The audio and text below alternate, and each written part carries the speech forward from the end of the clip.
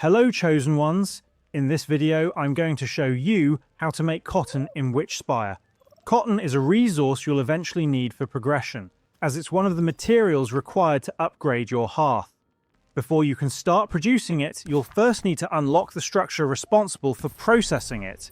Head over to your Luminaries menu and unlock the spinner. This crafting station is used to convert cotton plants into usable cotton, making it an essential part of the production process. Once the spinner is unlocked, it's time to gather the raw materials.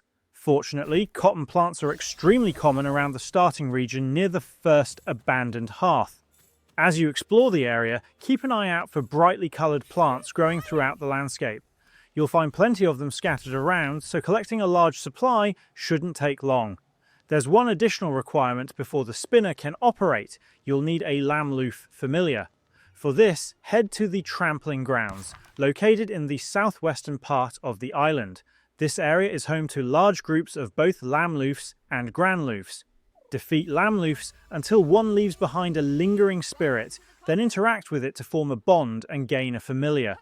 With a bonded lamloof and a spinner ready to go, you can begin processing cotton plants into cotton for crafting and hearth upgrades. And that's about it on how to make cotton in Witchspire.